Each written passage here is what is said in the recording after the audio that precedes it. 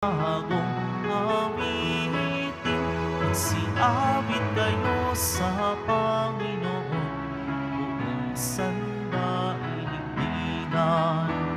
Awitan ang Panginoon at purihin ang kaniyang ngalan. Ipahalag ang kanyang pagliligtas sa lahat ng panahon. Magsiawit kayo sa Panginoon ng isang bagong awitin. Magsiawit kayo sa Panginoon ng sandaigdigan.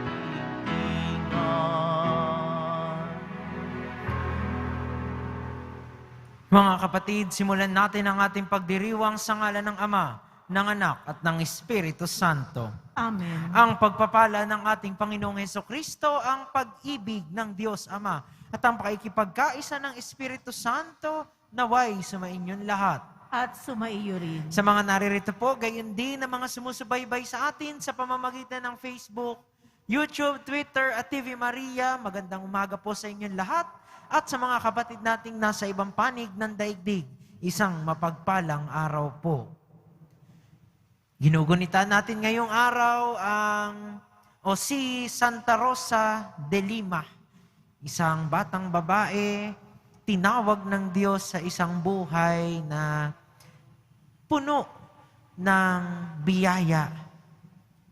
Isang buhay na nakikilala sa pagdarasal at pamumuhay sa komunidad. Isang buhay na tungo sa kabanalan. At gaya ng sabi ng ating mabuting balita ngayon, hindi sa panlabas na anyo nakikita ang tunay na kabutihan at kabanalan, kundi sa kung ano ang nananatili at pinalalago natin sa ating puso't isipan. Mga kapatid, tinipon tayo bilang kaanib ng angkan ng Diyos, kaya dumulog tayo sa mawaing Panginoong nagpapatawad ng lubos. Sinugong tagapagpagaling sa mga nagsisisi, Panginoon, kaawaan mo kami. Panginoon, kaawaan mo kami. Dumating na tagapag-anyayang mga makasalanan ay magsisi, Kristo, kaawaan mo kami. Kristo, kaawaan mo kami. Nakaluklok ka sa kanan ng Diyos Ama para ipamagitan kami. Panginoon, kaawaan mo kami. Panginoon, kaawaan mo kami. Kaawaan tayo ng makapangyarihang Diyos, patawarin tayo sa ating mga kasalanan at patnubayan tayo sa buhay na walang hanggan. Amen. Manalangin tayo. Ama naming makapangyarihan, ginawa mong si Santa Rosa ay mag-alab sa iyong pag-ibig. Ano pat nilisan niya ang tanang bagay sa daigdig, upang tanging para sa iyo makapamuhay ng may matinding pagtitiis na bukal sa kalooban.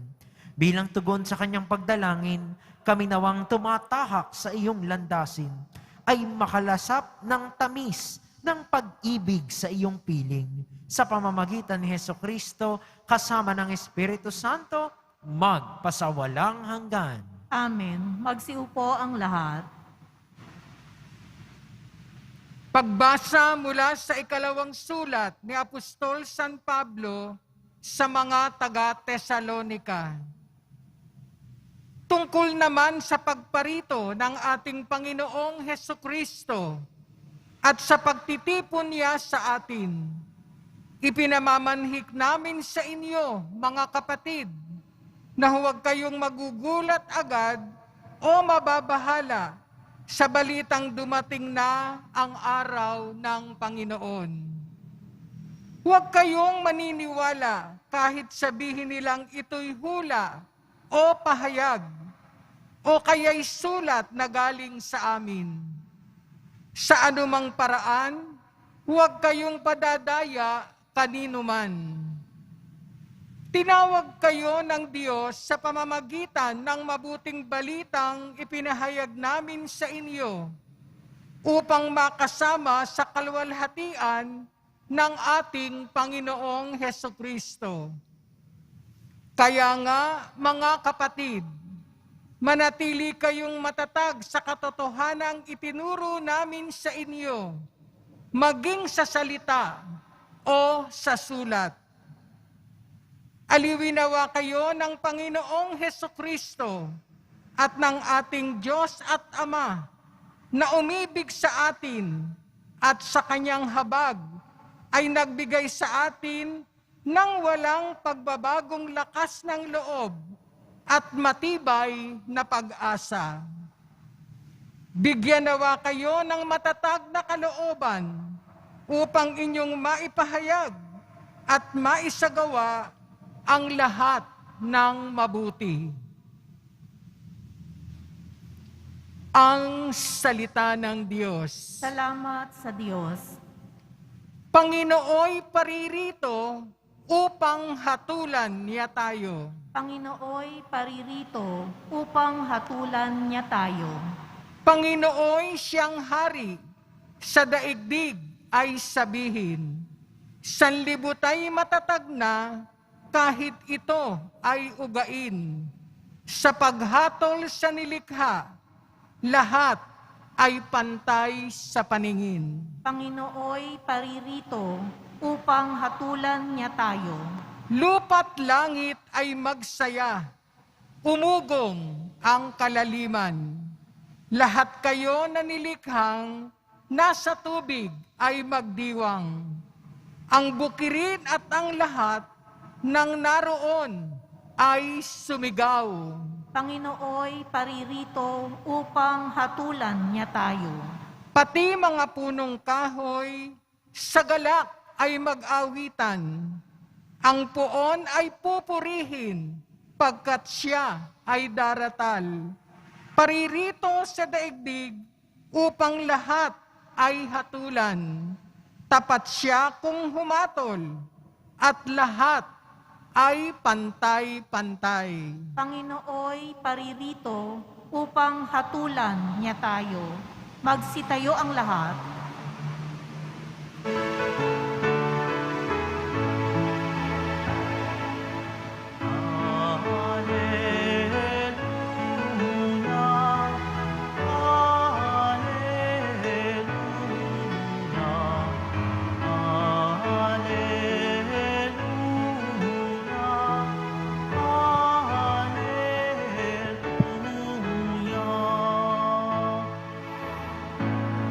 Ay ang salita ng Diyos, ganap nitong natatalos, anang ating niloloob. Hallelujah, hallelujah,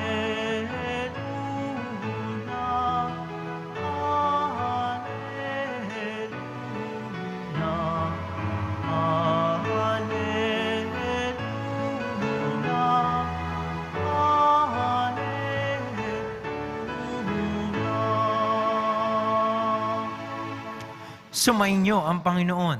At sumaiyo rin. Ang mabuting balita ng Panginoon ayon kay San Mateo. Papuri sa iyo, Panginoon.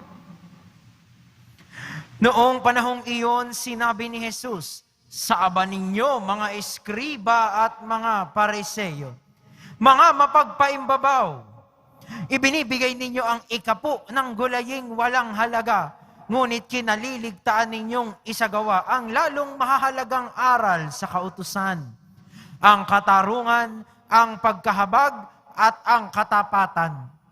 Tamang gawin ninyo ang mga ito, ngunit huwag naman ninyong kaliligtaang gawin ang iba.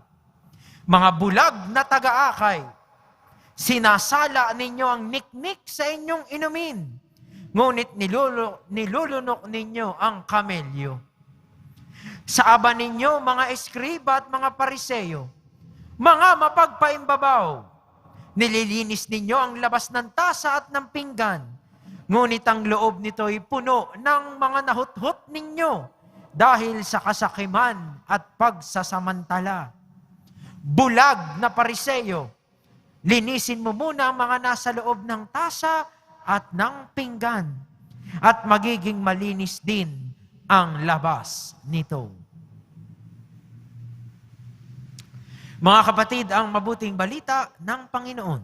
Pinupuri ka namin, Panginoong Hesukristo. Magsiupo ang lahat. Muli po sa mga naririto, gayon din ng mga sumusubaybay sa atin sa pamamagitan ng live streaming, magandang umaga po sa inyong lahat. At sa mga kapatid nating nasa ibang panig ng daigdig, isang mapagpalang araw po sa inyo.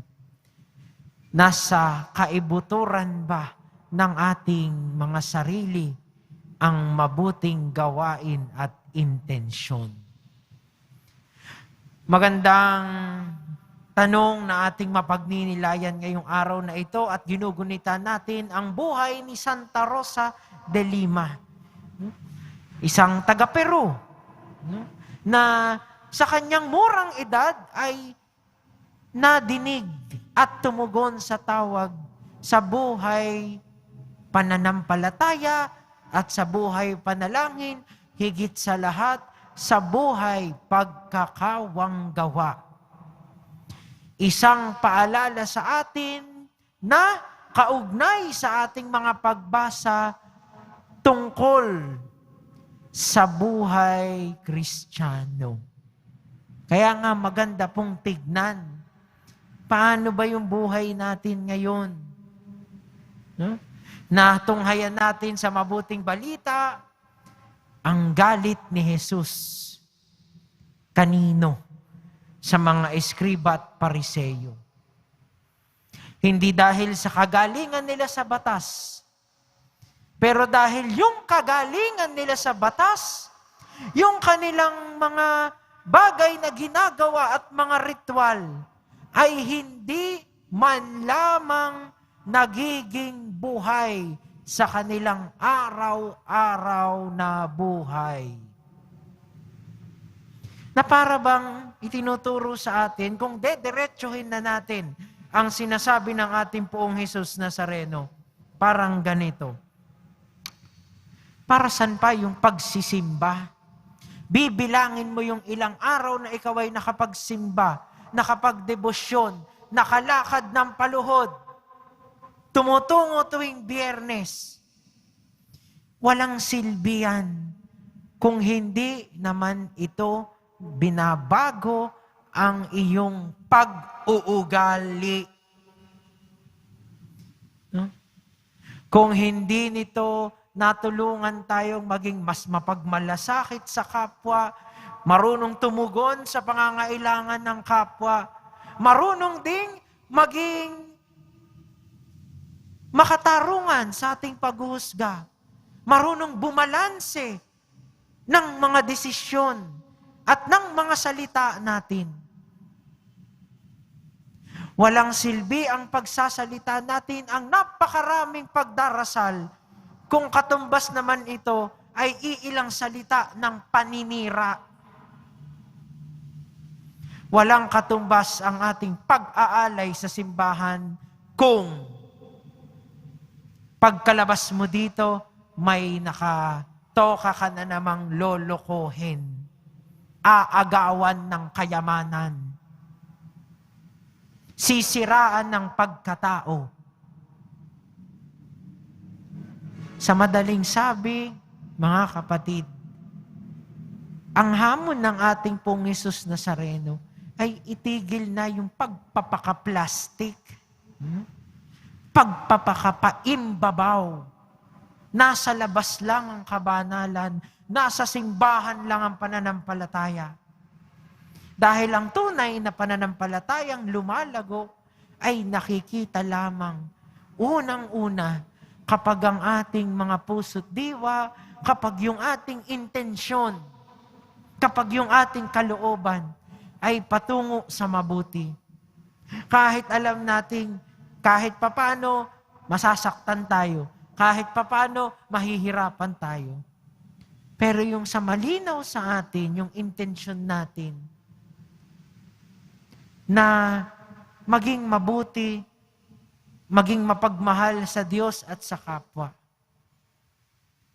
Mababago nito yung pamamaraan ng pakikitungo natin, yung pamamaraan ng paghawak natin sa kung anumang kaloob ang ibigay ng Diyos sa atin. At yung kung anumang natututunan nating pag-uugali mula sa ating pananampalataya, sa ating mahal na Poon, ay naipakikita natin sa ating buhay. Kaya naman sa pagpapatuloy ng banal na misa, hinihiling natin na ang biyaya na ang kadalisayan ng kalooban ay laging manaig. Na hindi tayo nababahiran sa ating araw-araw na pagkilos at pagtugon ng pagiging makasarili. At maging totoo sana ang pananampalataya natin. Dahil sabi nga sa unang pagbasa, darating ang Panginoon. Hindi man natin alam kung kailan. Hindi man lamang ito masigurado ng mga pahayag o ng propesiya. Pero ang malinaw, sa paghintay natin sa kanyang pagdating, nararanasan pa rin natin siya sa ating araw-araw, sa pagkatao ng ating kapwa, sa mga bagay na tinatanggap natin sa buhay. At sa pagpapatuloy ng araw na ito, tanungin natin ang ating mga sarili. Ano yung mga mabubuting bagay na magagawa ko na mula sa kalaliman ng kabutihan na nakikita ko sa aking sarili at handog ng Diyos sa akin? Mahal na pong Jesus Nazareno, maawa ka sa amin. Magsitayo na po ang lahat.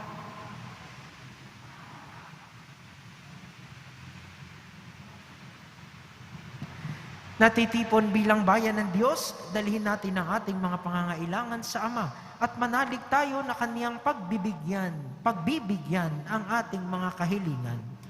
Ama, basbasan mo ang taos-puso naming pananalangin. Ama, basbasan mo ang taus-puso naming pananalangin. Ang simbahan naway maging gising sa kanyang tungkulin na ipalaganap ang katarungan para sa lahat sa pamamagitan ng kanyang paglilingkod sa mga dukha. Manalangin tayo. Ama, basbasan mo ang taus-puso naming pananalangin. Ang mga opisyal ng gobyerno naway maging tapat sa kanilang pagbibigay ng serbisyo at pagsasakatuparan ng mga programa para sa mga mahihirap at napababayaan.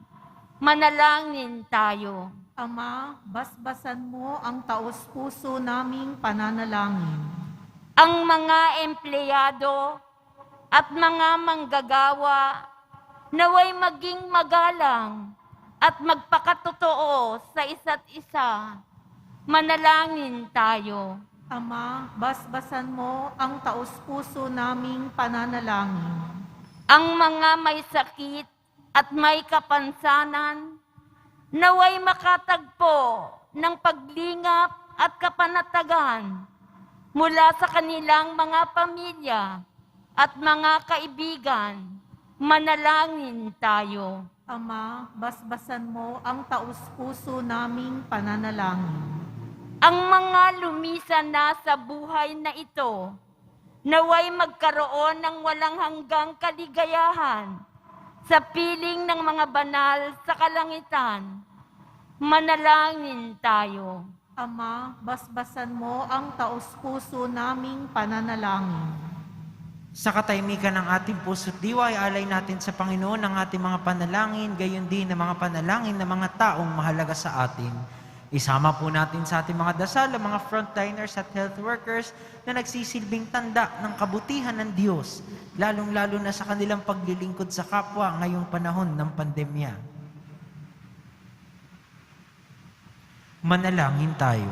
Ama, basbasan mo ang taus-puso naming pananalangin. Ama naming nasa langit, palalimin mo ang aming pananampalataya upang umudlad kami sa iyong pag-ibig at lagi kaming maglingkod sa iyo ng may kagandahang loob at katapatan sa aming puso. Hinihiling namin ito sa pamamagitan ni Kristong aming Panginoon. Amen. Magsiupo ang lahat.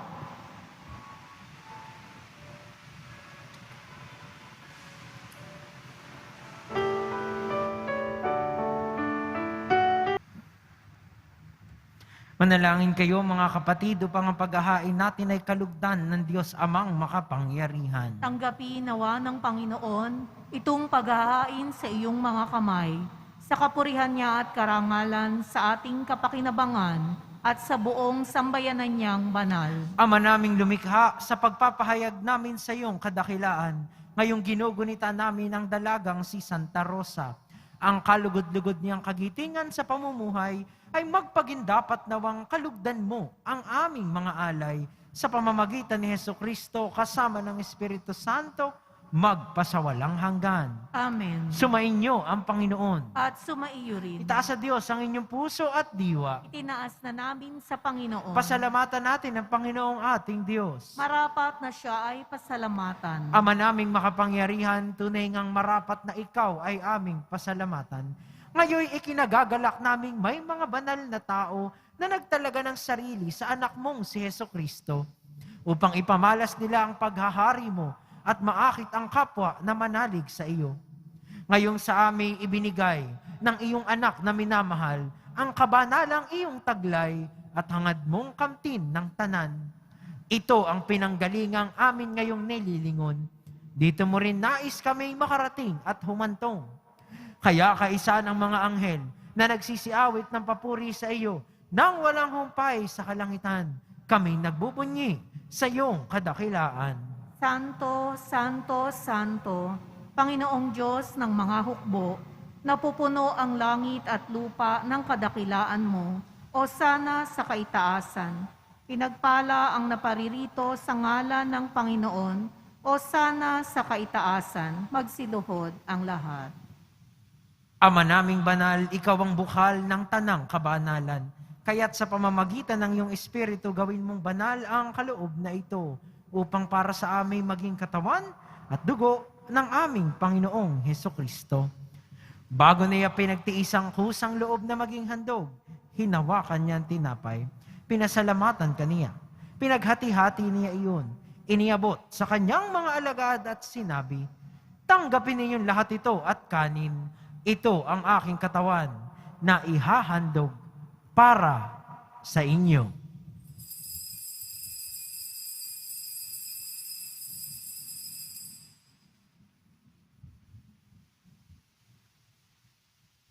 Gayun din naman nung matapos ang hapunan, hinawakan niya ang kalis.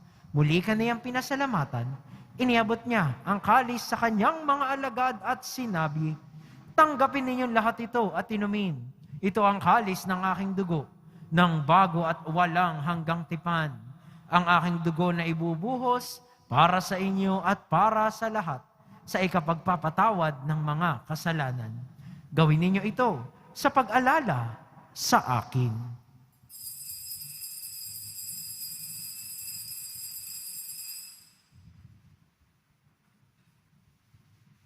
Magsitayo ang lahat. Ipagbunyi natin ang misteryo ng pananampalataya. Si Kristo'y namatay, si Kristo'y nabuhay, si Kristo'y babalik sa wakas ng panahon. Ama, ginagawa namin ngayon ang pag-alala sa pagkamatay at muling pagkabuhay ng iyong anak. Kaya't iniaalay namin sa iyo ang tinapay na nagbibigay buhay at ang kalis na nagkakaloob ng kaligtasan. Kami nagpapasalamat dahil kami iyong minarapat na tumayo sa harap mo para maglingkod sa iyo. Isinasamo namin kaming magsasalo-salo sa katawan at dugo ni Kristo ay mabuklod sa pagkakaisa sa pamamagitan ng Espiritu Santo. Ama, lingapin mo ang iyong simbahang laganap sa buong daigdig. Puspusin mo kami sa pag-ibig. Kaisa ni Francisco na aming Papa at ni Jose na aming Obispo at ng Tanang Kaparian. Alalahanin mo rin ang mga kapatid naming nahimlay nang may pag-asang sila'y muling mabubuhay, gayon din ang lahat ng mga pumanaw.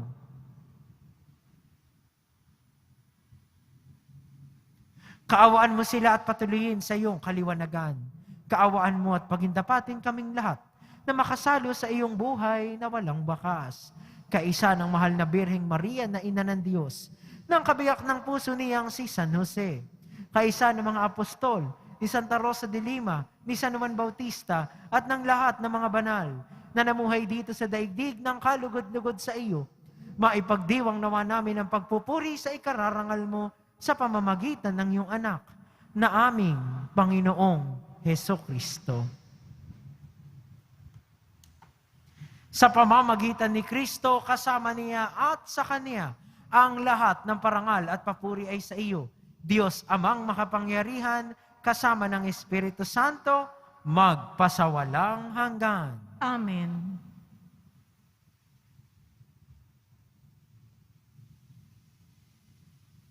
Sa tagubili ng mga nakagagaling na utos at turo ni Jesus na Panginoon natin at Diyos, ipahayag natin ng lakas loob.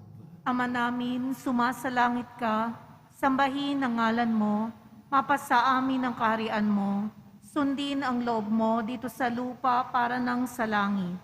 Bigyan mo kami ngayon ng aming kakanin sa araw-araw, at patawarin mo kami sa aming mga sala, para nang pagpapatawad namin sa nagkakasala sa amin. At huwag mo kaming ipahintulot sa tukso, at iadya mo kami sa lahat ng masama. Hinihiling namin kami iadya sa lahat ng masama, pagkalooban ng kapayapaan araw-araw, iligtas sa kasalanan at ilayo sa lahat ng kapahamakan. Samantalang aming pinananabikan ang dakilang araw ng pagpapahayag ng tagapagligtas naming si Hesukristo. Sapagkat iyo ang kaharian, at ang kapangyarihan at ang kapurihan magpakailanman. Amen. Panginoong Hesukristo, sinabi mo sa iyong mga apostol, kapayapaan ang iniiwan ko sa inyo. Ang aking kapayapaan ang ibinibigay ko sa inyo. Tunghayan mo ang aming pananampalataya at huwag ang aming pagkakasala. Pagkalooban mo kami ng kapayapaan at pagkakaisa ayon sa iyong kalooban, kasama ng Espiritu Santo, magpasawalang hanggan. Amen. Ang kapayapaan ng Panginoon ay laging sumainyo. At sumaiyo rin. Magbigayan po tayo ng kapayapaan sa isa't isa. Kordero ng Diyos na nag-aalis ng mga kasalanan ng sanlibutan, maawa ka sa amin. Kordero ng Diyos na nag-aalis ng mga kasalanan ng sanlibutan, maawa ka sa amin. Kordero ng Diyos na nag-aalis ng mga kasalanan ng sanlibutan, ipagkaloob mo sa amin ang kapayapaan. Magsiluhod ang lahat.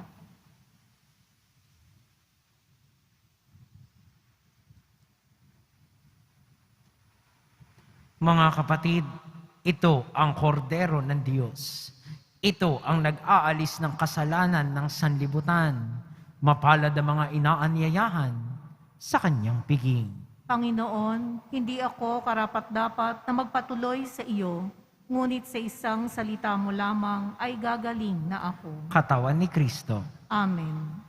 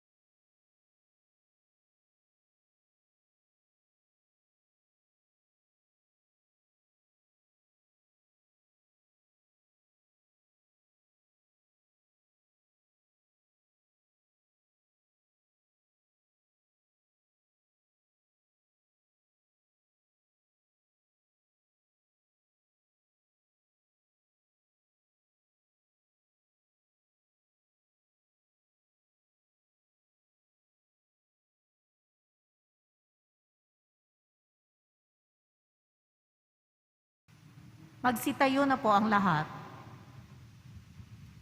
Manalangin tayo. Ama naming mapagmahal, sa pagsasalo namin ngayon sa banal na pakikinabang, matulungan nawa kami ng ulirang katapatan ni Santa Rosa upang tanging ikaw ang aming mahalin, habang inaako namin ang malasakit ni Hesukristo, kasama ng Espiritu Santo, magpasawalang hanggan. Amen. Sumainyo ang Panginoon. At sumaiyo rin. Magsiyuko para sa pagbabasbas. Mahal na pong Jesus Nazareno, inihayag mo sa pamamagitan ng krus ang walang maliw na pag-ibig ng Diyos sa sangkatauhan. Pakinggan mo ang kahilingan ng iyong angkan na nagsusumamo sa iyo. Makamtanawa nila ang iyong katugunan at tanggapin ang kasagutan na may utang na loob na tinatanaw.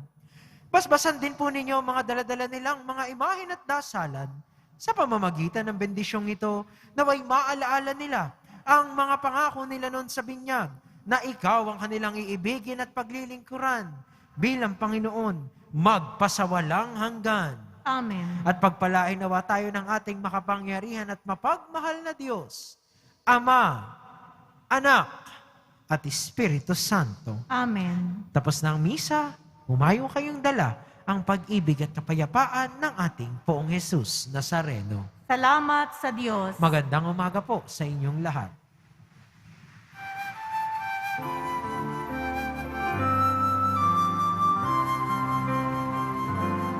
Nuestro Padre Jesus Nazareno, sinasamba ka namin. Pinipintuho ka namin. Aral mo ang aming buhay at kaligtasan. Nuestro Padre Jesus Nazareno, iligtas mo kami sa kasalanan. Ang krus mong kinamatayan ay sagisag ng aming kaligtasan. Nuestro Padre Jesus Nazareno, dinarangal ka namin. Nuestro Padre Jesus Nazareno, nilulwalhati ka namin. Nuestro Padre Jesus Nazareno, dinarangal ka namin. Nuestro Padre Jesus Nazareno, nilulwalhati ka namin.